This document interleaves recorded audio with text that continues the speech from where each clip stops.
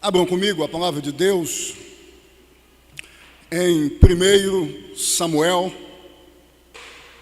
capítulo 1, versos de 1 a 20. 1 Samuel, capítulo 1, versos de 1 a 20.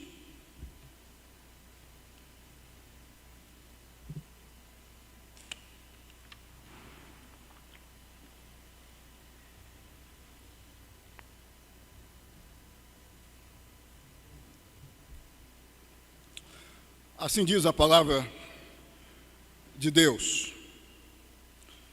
Houve um homem de Ramataim, Zofim, da região montanhosa de Efraim, cujo nome era Eucana, filho de Jeroão, filho de Eliú, filho de Tol, filho de Zuf, efraimita.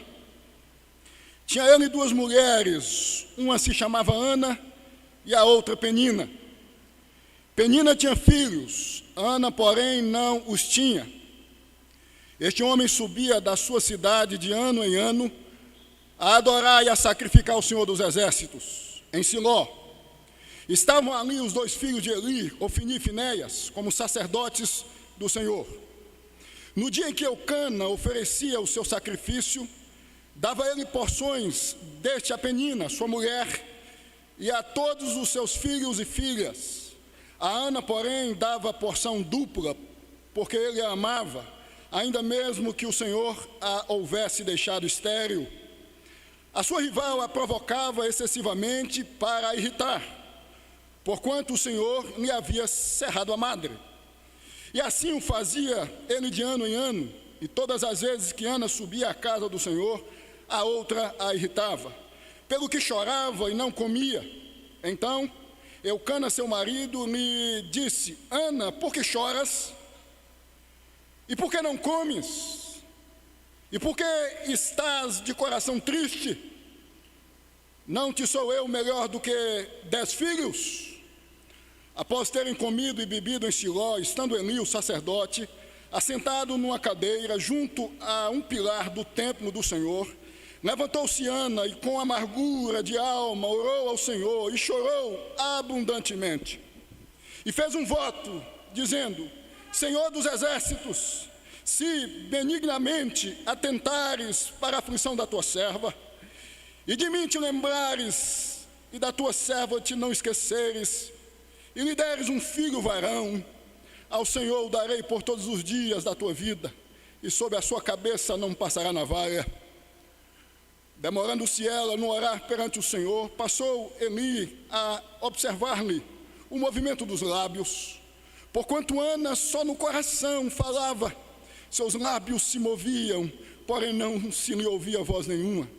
Por isso Eli a teve por embriagada e lhe disse: Até quando estarás tu embriagada?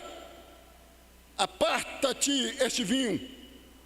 Porém Ana respondeu: Não, Senhor meu, eu sou mulher atribulada de espírito, não bebi nem vinho, nem bebida forte, porém venho derramando a minha alma perante o Senhor. Não tenhas, pois, a tua serva por filha de Belial, porque pelo excesso da minha ansiedade e da minha aflição é que tenho falado até agora. Então lhe respondeu Eli: Vai-te em paz, e o Deus de Israel te conceda a petição que lhe fizeste. E disse ela: Acha a tua serva mercê diante de ti. Assim a mulher se foi seu caminho e comeu, e o seu semblante já não era triste. Levantaram-se de madrugada e adoraram perante o Senhor, e voltaram e chegaram à sua casa, a Ramá.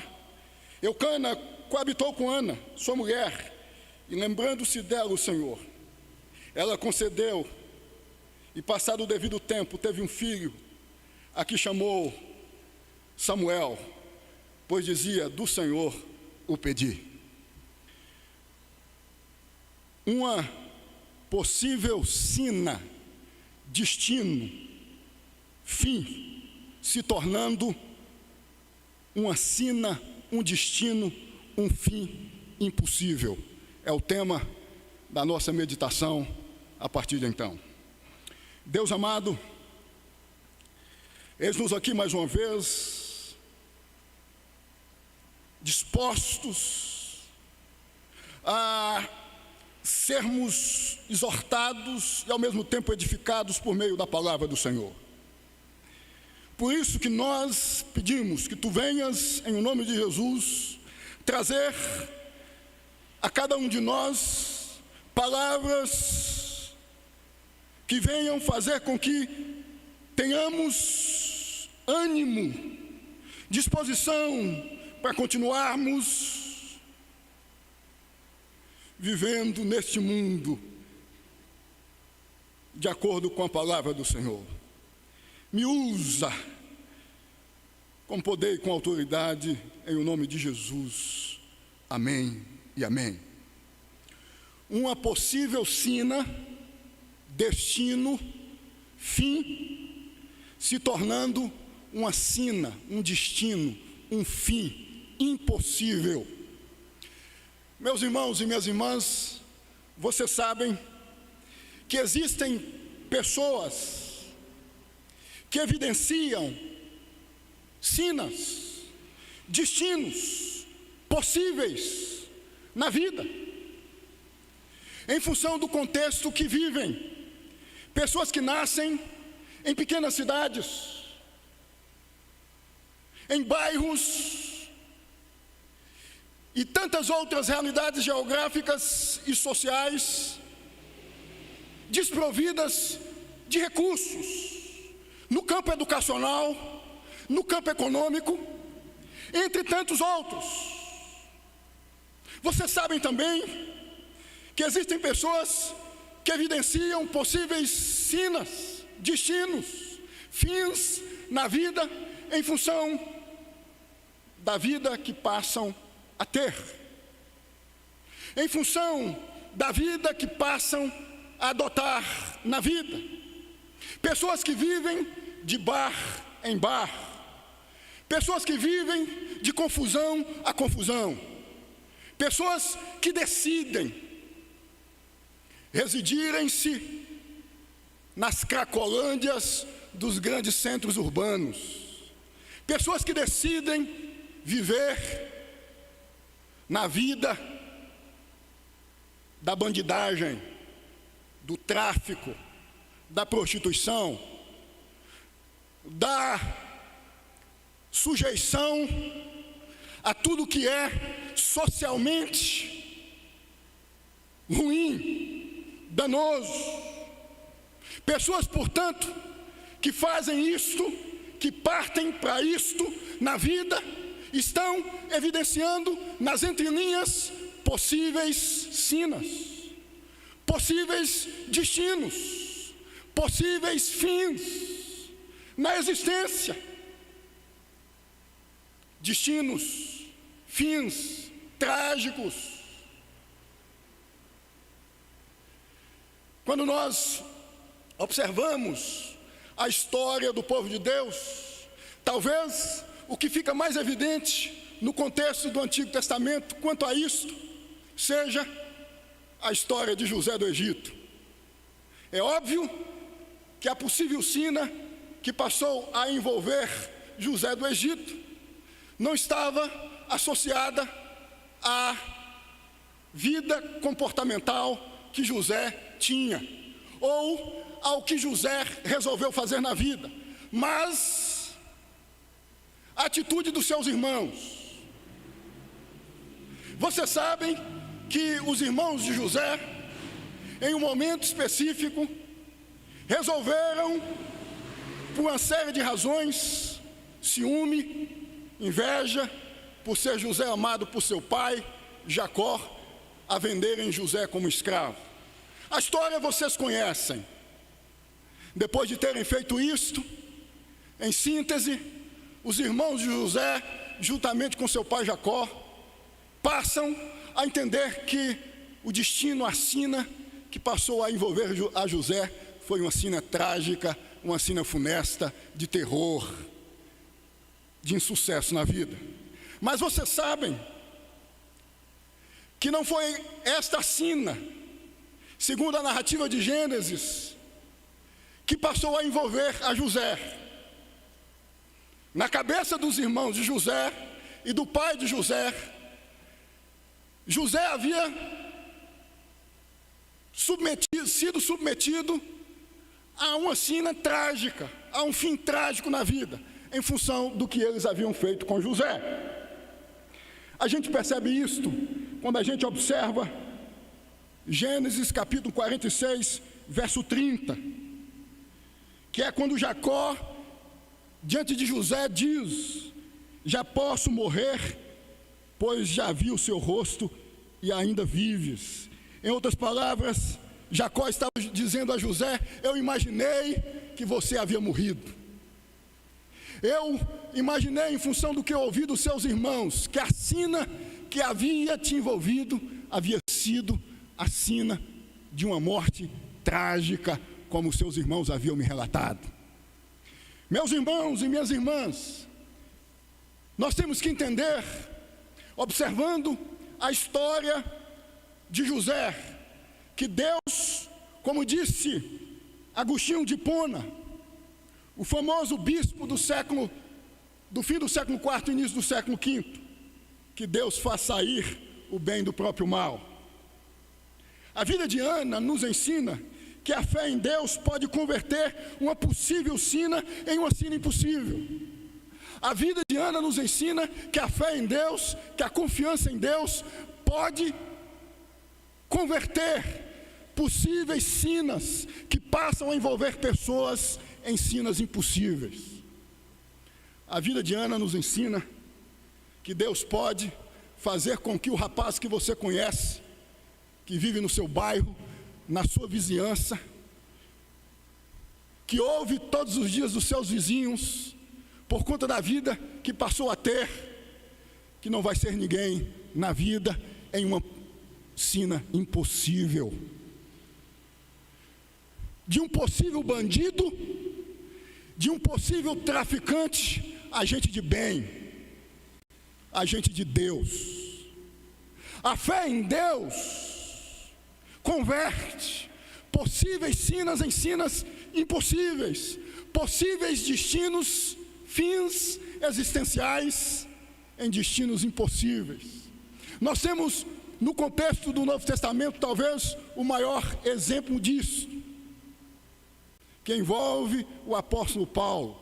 Vocês sabem que antes de se tornar o maior missionário da história do cristianismo, Paulo foi um serial killer de cristãos, um matador em série de cristãos. Mas no caminho,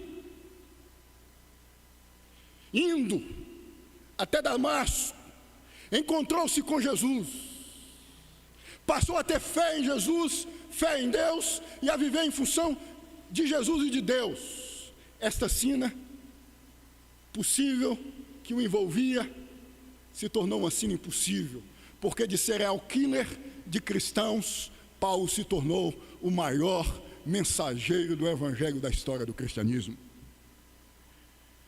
A história de Ana, de acordo com os versos de 1 a 20 do capítulo 1 de 1 Samuel, nos ensina exatamente isso, que a fé em Deus, volto a dizer, pode converter uma possível sina em uma sina impossível. Mas qual foi a possível sina na vida de Ana? Se nós observarmos o verso 5, nós vamos obter a resposta: não ser mãe. Esta foi a possível sina, o possível destino, o possível fim, que os versos de 1 a 20, precisamente o verso 5, ressalta acerca de Ana, não ser mãe. Observem o verso 5 comigo, que diz o seguinte: a Ana, porém, dava porção dupla, porque ele amava, ainda mesmo que o Senhor a houvesse deixado estéril. O verso 5 nos apresenta a possível sina que envolvia Ana, e também a razão, a causa desta possível sina, a infecundidade. Destaca o verso 5, que Ana era estéril, infértil, de madre seca, de útero seco, desértico. Nós precisamos, a partir desta constatação, expor alguns pontos acerca da infecundidade de Ana.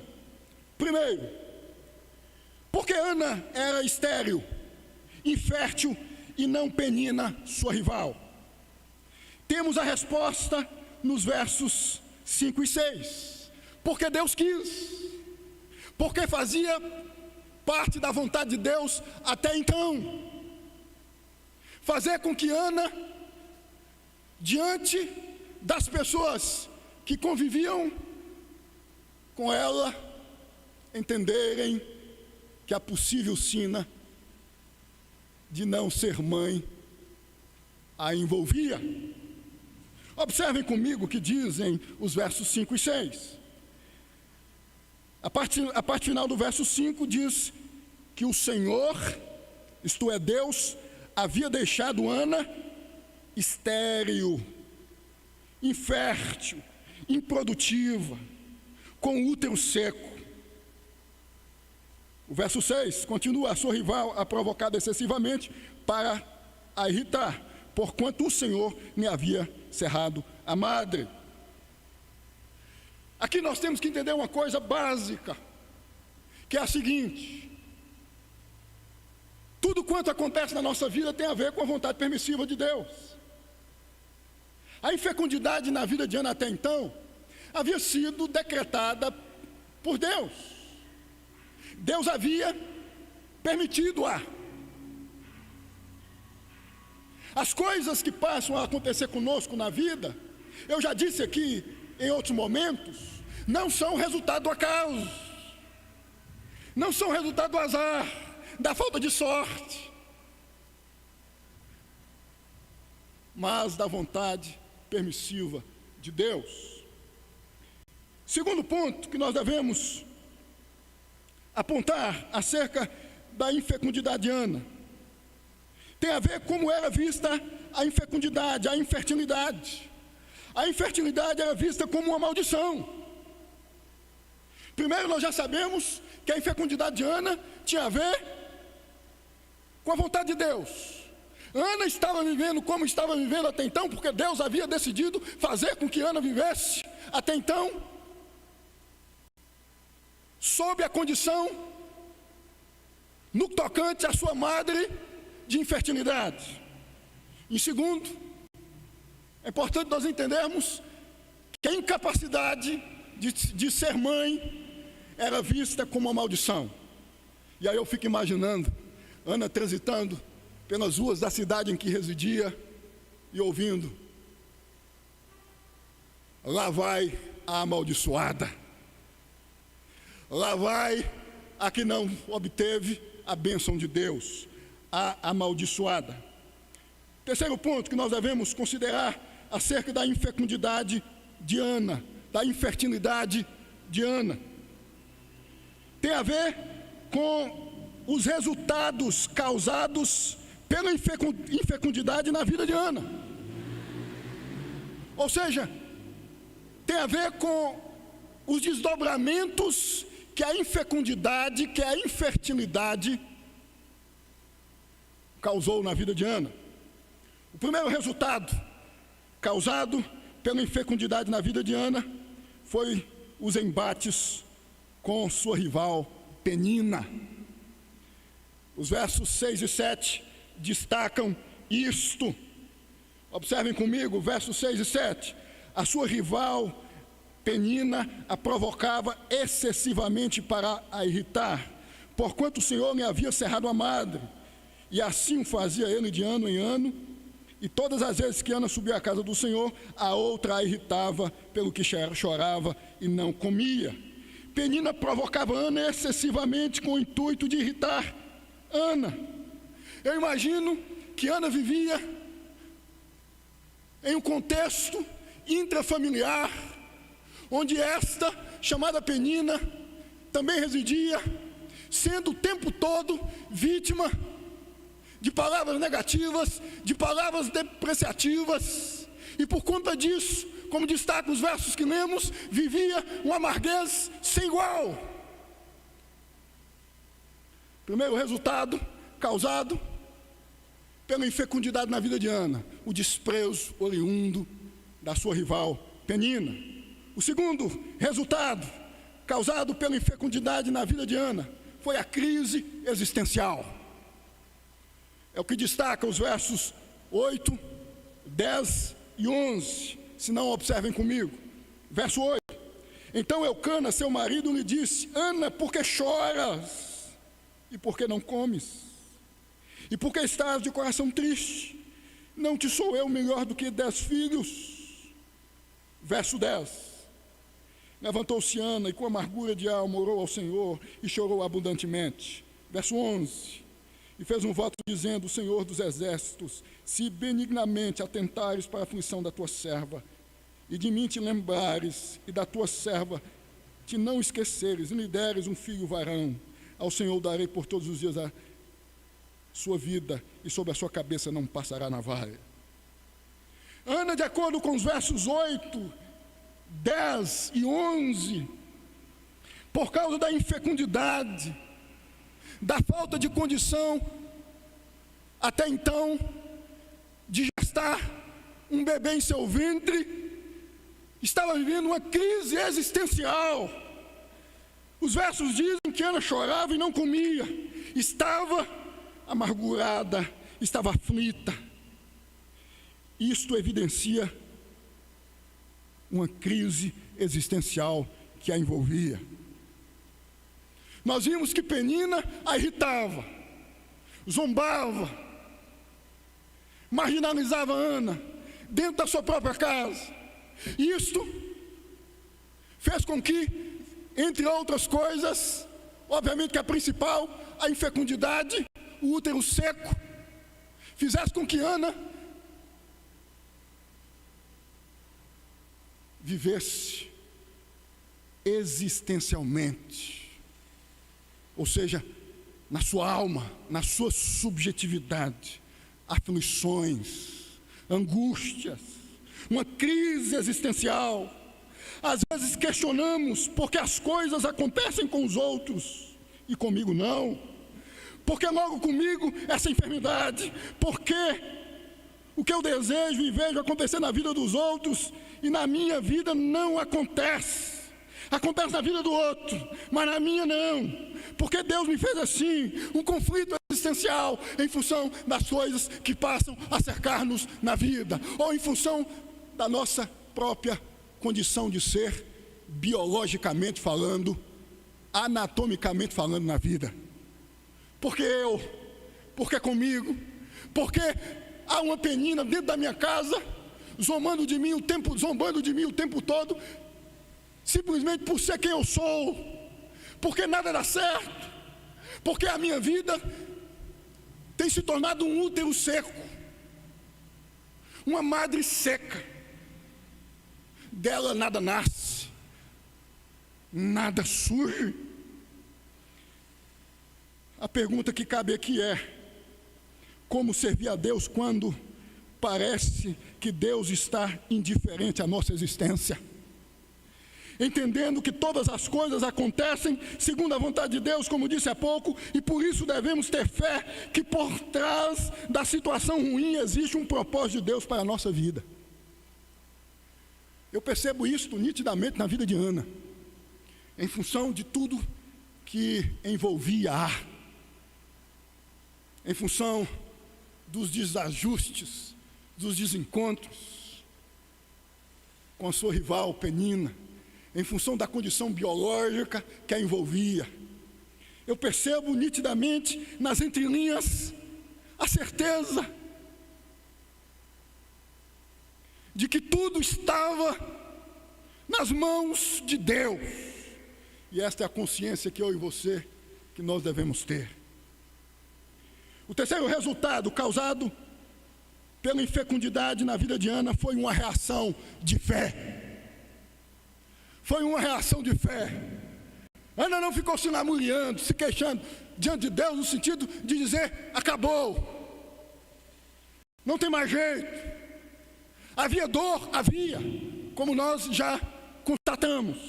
Havia gemidos, havia, como nós já constatamos. Mas houve, em função de tudo isto, uma reação de fé. É o que destaca o verso 11. Observem comigo o verso 11. E fez um voto, Ana, dizendo: Senhor dos exércitos, se benignamente atentares para a aflição da tua serva, para a dor, para a angústia, para a situação existencial, intrafamiliar, que envolve a tua serva, e de mim te lembrares, e da tua serva te não esqueceres, e me deres um filho varão, ao Senhor o darei por todos os dias da sua vida, e sobre a sua cabeça não passará navalha.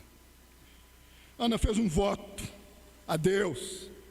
O voto de Ana a Deus evidenciou fé em Deus, fé que Deus podia reverter a infertilidade em fertilidade.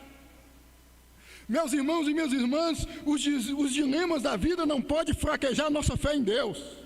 As circunstâncias negativas que passam a envolver-nos na vida não podem fraquejar a nossa fé em Deus. Nós não podemos ser achatados, comidos, absorvidos no que diz respeito à nossa fé em Deus pelas circunstâncias negativas, ruins que passam a envolver-nos na vida. Pelo contrário, a nossa reação tem que ser uma reação de fé.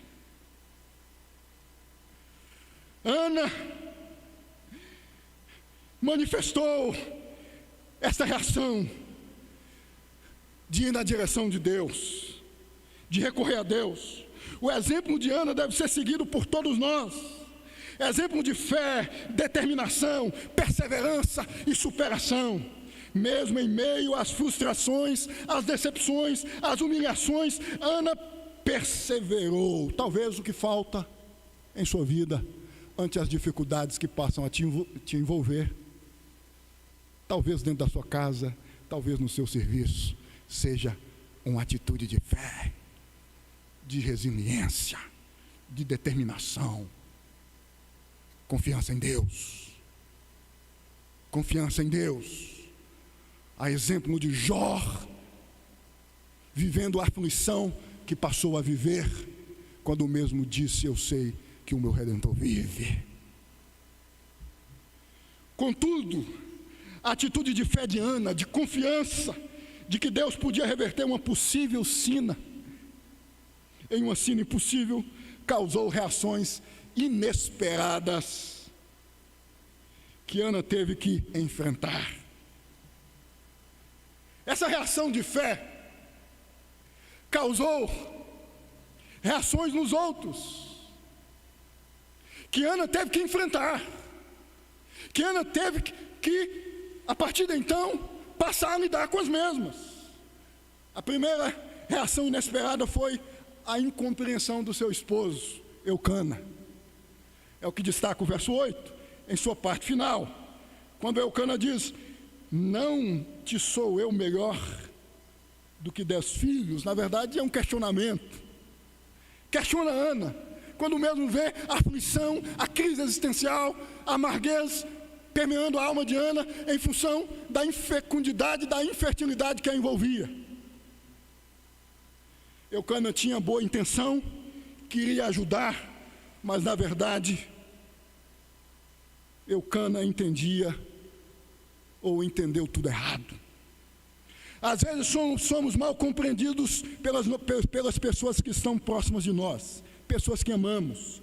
Existem momentos que precisamos de alguém para chorar conosco, e o que ouvimos é o seguinte: esquenta não, é assim mesmo, deixa de ser bobo, vai passar, aguenta firme. Nas entrelinhas, Eucana quis passar este recado a Ana. Quantas pessoas que às vezes, ante aos nossos sonhos, aos nossos desejos, às nossas vontades, sonhos, no caso de alguns jovens que aqui estão, de adentrarem em uma universidade, sonhos de alguns pais de algumas mães que aqui estão, de terem êxito no que diz respeito à vida sociofamiliar, econômica, que envolve a sua casa. E em função da realidade que vivem, escutam, você, jovem, conseguir fazer um curso superior, morando onde você mora, residindo onde você reside, sendo filho de quem você é, nunca se contente com o que você tem. Se você vende churrasquinho na esquina, nada contra a quem vende churrasquinho na esquina, continue vendendo churrasquinho na esquina. Porque, sendo você filho ou filha de quem você é, você não vai passar da esquina deste bairro. Talvez você, jovem, já deve ter ouvido de alguém que reside com você, ou seja, de gente que faz parte da sua relação intrafamiliar. Talvez você, pai, você, mãe, resolveu montar um negócio, comércio, com poucos recursos, e aí você manifesta o desejo a alguém que faz parte da sua casa, e o que você ouve não vai dar certo. Se contente com o que você tem, porque você não tem aptidão para estabelecer o que um negócio exige, um negócio bem sucedido. Eucana tinha boa intenção, mas Ana não desejava nesse momento ouvir outra coisa a não ser: Deus vai me ouvir, Deus vai me escutar, eu vou conseguir.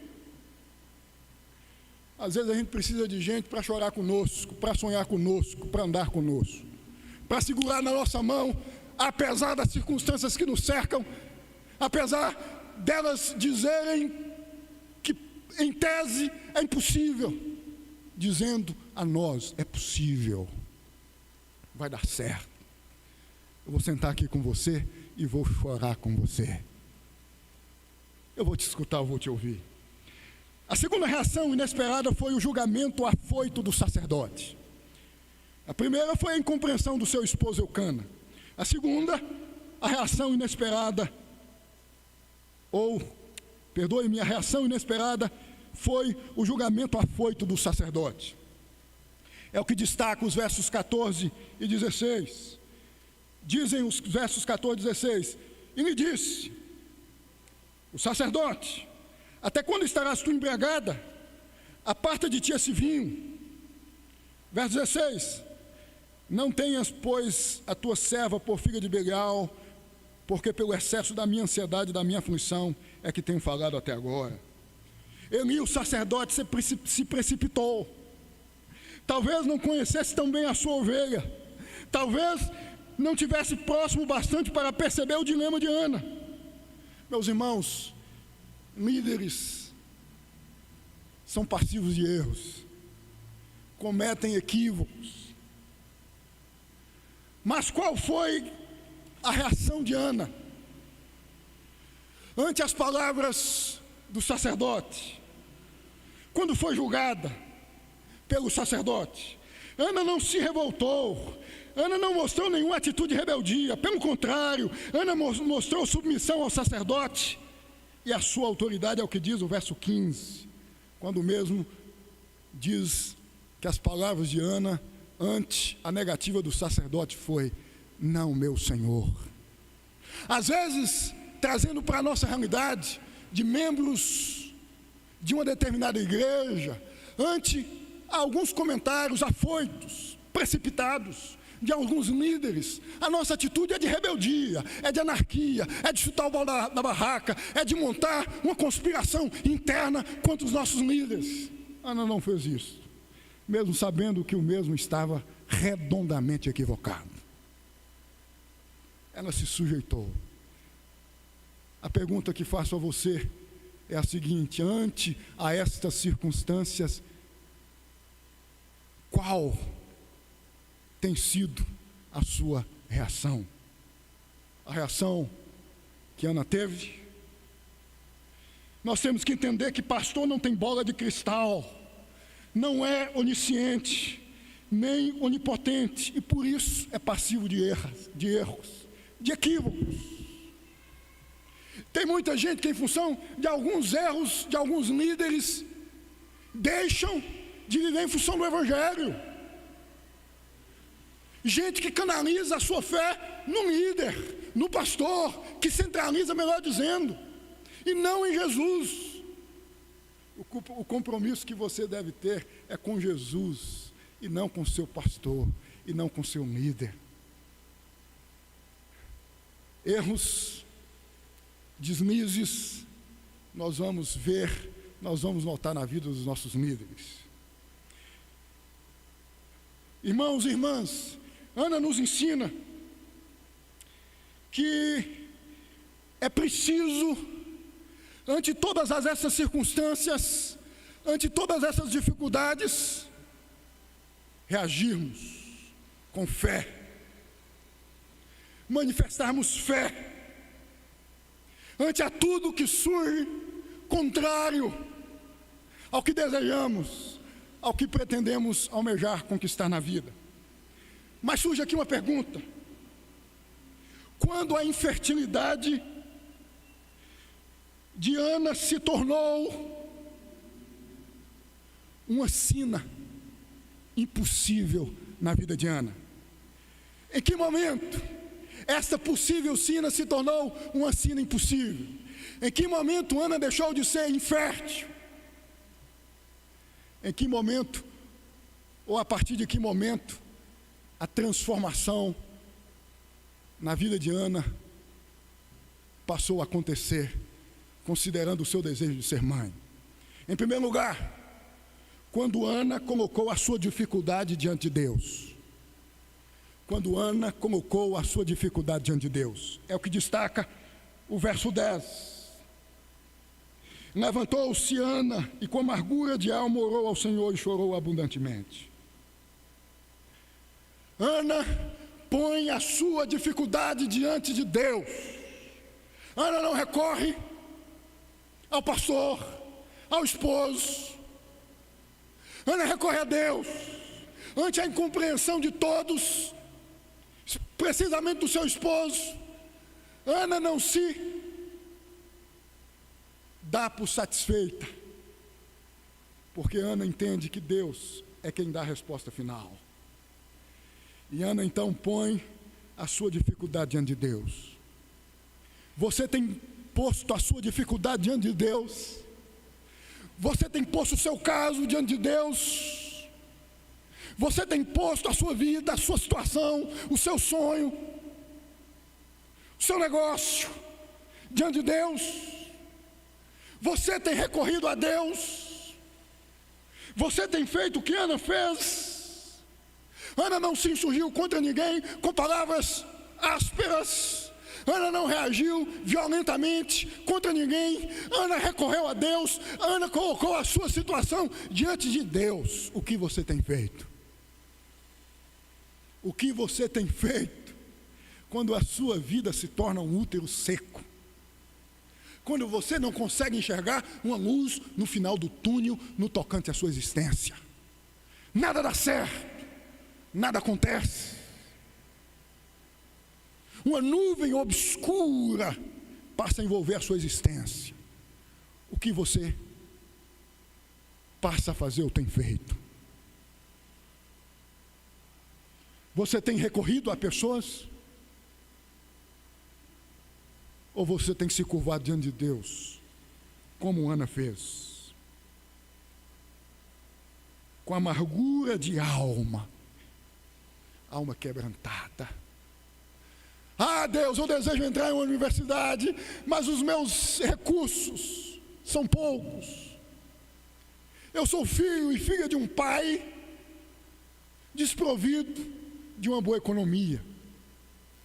Você tem posto diante de Deus este sonho? Ah, meu Deus, minha filha, meu filho está se envolvendo com coisas ruins da vida. Você tem posto diante de Deus ou você tem se insurgido com violência, manifestando palavras ásperas contra este ou esta? Ana nos ensina, ante as dificuldades que surgem em nossa caminhada existencial, ante os conflitos, ante as problemáticas, a colocarmos o que desejamos, o que sonhamos, de modo persistente diante de Deus. Em segundo lugar, essa possível sina que envolvia Ana se torna uma sina impossível quando Ana demonstrou ser persistente diante de Deus. É o que destaca o verso 16. Não tenhas, pois, a tua serva por filha de Belial, porque pelo excesso da minha ansiedade e da minha aflição é que tenho falado até agora. É voltar-se a Deus em oração persistentemente. Há pessoas que desistem ante a ausência de resposta, que passa a envolver uma semana, um mês, um ano, 2 anos. O que me parece aqui é que Ana, costumeiramente, e o texto diz, deixa isso, melhor dizendo, explícito, punha ou colocava o seu sonho diante de Deus. Não desista. Não desista de colocar sua casa diante de Deus, seu esposo, a sua esposa, os seus filhos diante de Deus. Se os mesmos precisam de conversão, se os mesmos precisam ser mudados, transformados, serem submetidos a uma metamorfose na vida, uma transformação radical, brutal, de água para o vinho, porque Jesus é o Deus que transforma assim água em vinho. A sociedade pode dizer, não tem mais jeito, a sina é de uma morte ou de uma prisão, mas você vai dizer diante de Deus, a sina é de conversão diante de Jesus. Nós temos que ter esta convicção, meus irmãos, e colocarmos diante de Deus todas as vezes em que nos curvarmos os nossos sonhos, Deus venha nos escutar. Eu me recordo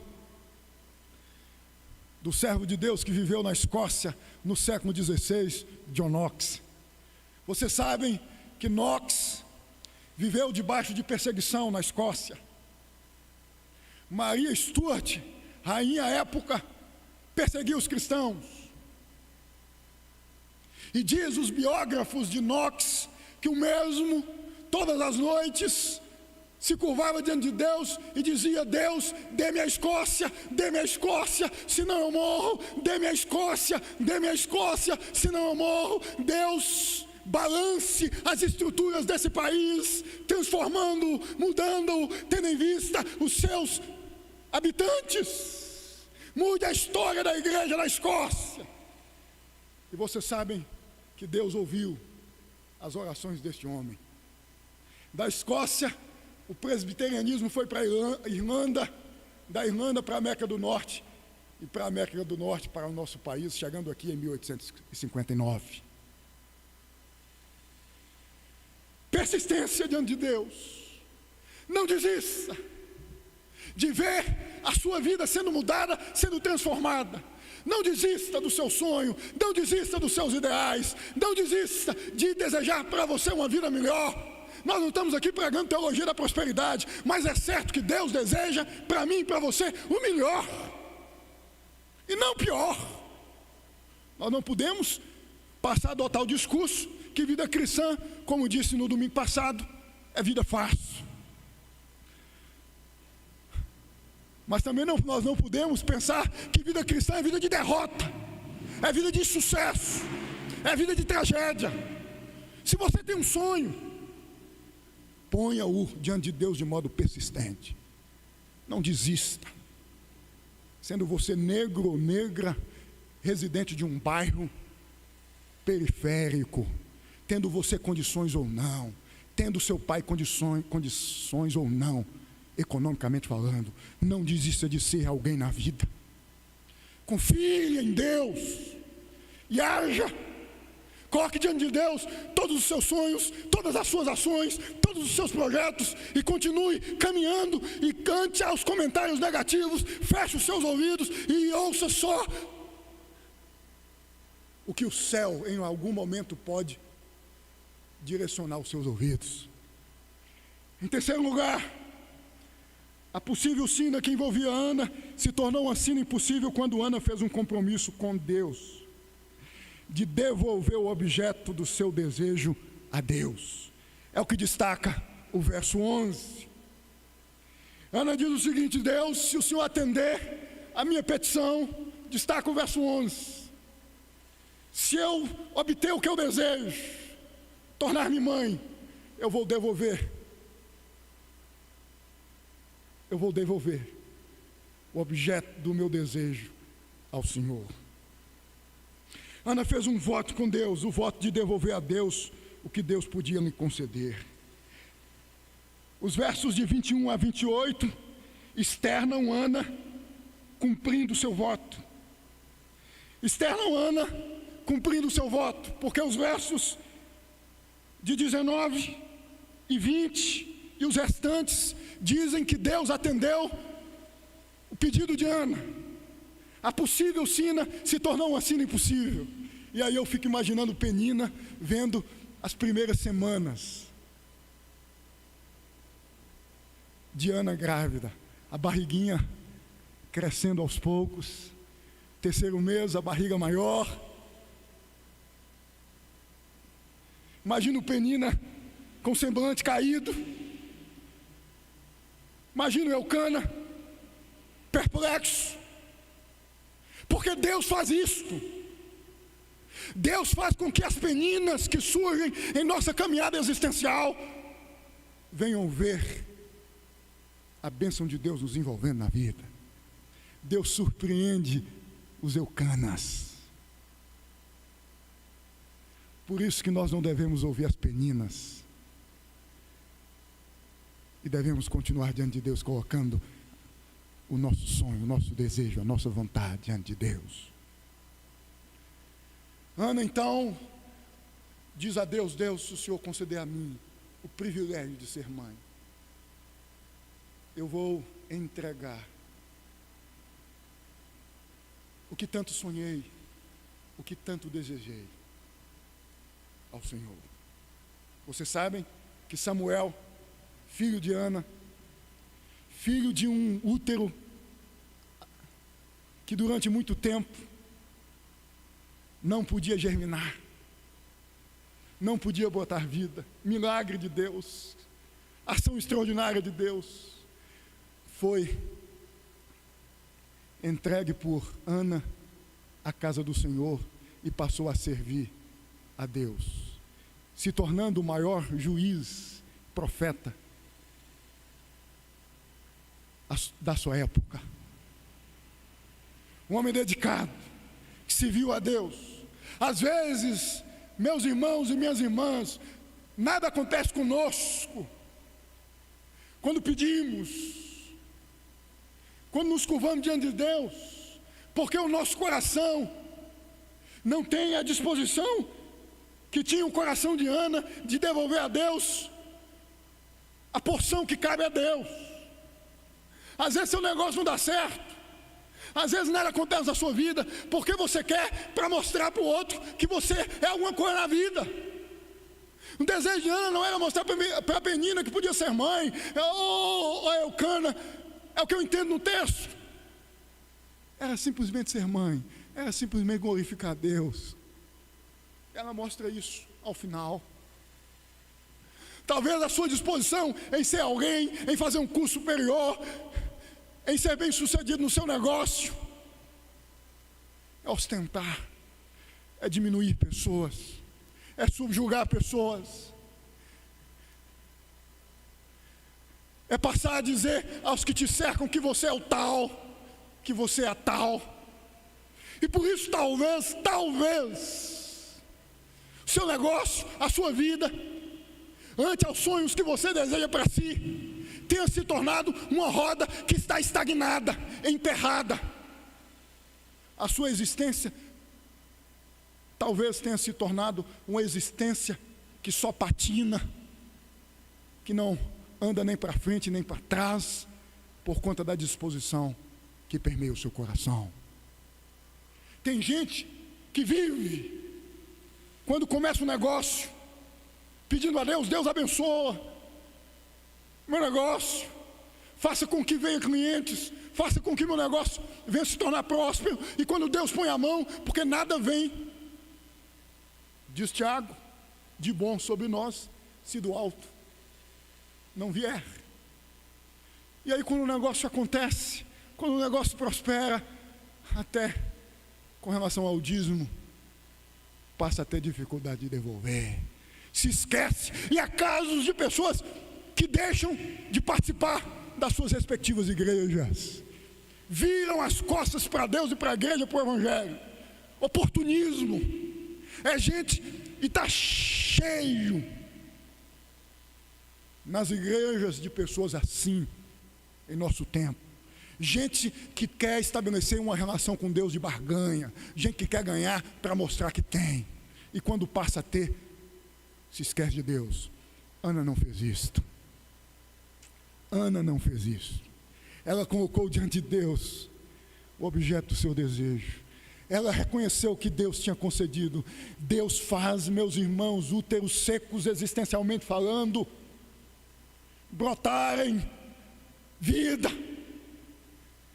Se a sua existência tem sido um útero seco, vazio, infértil, improdutivo, nada acontece, nada nasce, que se coloque, se curve diante de Deus, Deus pode reverter, Deus pode fazer a água sair dessa existencialidade seca, mas entenda que você tem que glorificar Deus por tudo que vier acontecer na sua vida, reconhecendo que tudo vem de Deus. Eu concluo observando os versos 19 e 20, e por conseguinte dizendo a você, meu irmão e minha irmã, a palavra final com relação à vida de alguém, quem dá é Deus e não você. A palavra final com relação à vida de alguém, quem dá não são as Peninas, não são os Eucanas da vida, é Deus. Se você vai ser alguém ou não, não compete a mim estabelecer o momento e o dia, nem a você, mas a Deus. Ante as percepções humanas, em função das circunstâncias que passam a envolver-nos, podemos passar a ser pessoas de insucessos na vida, mas temos que entender que nós não devemos nos preocupar com as percepções, com as interpretações dos outros, porque a palavra final com relação à minha existência não vem das pessoas que me conhecem, não vem das pessoas que me cercam, não vem das pessoas que andam comigo, nem do meu pai, nem da minha mãe, nem do meu avô, de ninguém, a não ser de Deus. Se Paulo fosse ouvir os primeiros cristãos que tiveram os primeiros contatos com Paulo, Paulo não seria o Paulo que é hoje, que se tornou na história do cristianismo. A palavra final, quem dá é Deus. Ana tinha essa consciência, Ana tinha essa convicção, Ana tinha essa certeza. A palavra final, quem dá com relação à minha vida, à sua vida, é Deus. Então, não permita que as palavras dos seus amigos, dos seus vizinhos, de tios ou de tias, de gente que convive com você, venham definir você, venham maestrar a sua vida, ditar o curso da sua existência na existência, porque a palavra final com relação à sua vida, quem dá é Deus. Afinal de contas, Deus, quem decretou tudo o que acontece, tudo o que há de acontecer na minha vida. A percepção da possível sina que envolvia Ana tinha a ver com as pessoas, obviamente, que conviviam com Ana. A reação de fé em Ana não mudou os decretos de Deus com relação a Ana. Deus havia decretado com relação a Ana que até o momento da sua vida o seu útero haveria de ser infértil. Mas o decreto de Deus com relação à vida de Ana, precisamente quanto a isto, a ser mãe ou não, não foi de Ana não ser mãe, definitivamente, porque a história foi mudada. Palavra final, quem dá com relação à nossa vida é Deus. Então se agarre no Evangelho, se agarre em Jesus, se apegue a Jesus, o Jesus que muda homens como mudou Paulo na estrada em direção a Damasco. O Jesus que encontrou comigo, que encontrou com você, que fez da minha existência uma existência melhor. Quantos existem entre os servos e servas de Deus que haviam ouvido de familiares, de amigos, em função da vida que levavam: vocês vão ser bandidos, traficantes, perdidos na vida, e hoje são mensageiros do Evangelho. Palavra final, quem dá com relação à minha e à sua existência é Deus. Ponha-se de pé, vamos conversar com Deus mais uma vez. Lembre-se, a fé em Deus converte possíveis sinas em sinas impossíveis. O ponto final, quem dá é Deus. A trajetória final, quem dá é Deus. Confie nisto, em o nome de Jesus. Deus amado, Deus santo, nós te enaltecemos, porque entendemos que de fato, de verdade, Tu és o Deus de milagres, Tu és o Deus do extraordinário. Tu fazes úteros secos tornarem-se férteis. Foi o que aconteceu com Ana. A infecundidade deixou de existir na vida de Ana. Há jovens aqui, há mães aqui, há pais aqui, cada um com sonhos, com vontades, com relação ao que desejam ser na vida. Ó Deus, não permitam que as Peninas, que os Eucanas ditem o curso da vida destes, ou consigam fazer com que estes deixem de sonhar o que sonham, fazendo com que eles não venham pôr diante do Senhor seus sonhos. Abençoe, Deus, esta igreja, abençoe esses irmãos, abençoe essas irmãs em nome de Jesus. Nós possamos viver essa vida entendendo que Tu és o Deus soberano, que a história é controlada, é governada por Ti, e a palavra final quem dá com relação à nossa vida é o Senhor. Que assim seja em nome de Jesus. Amém e amém.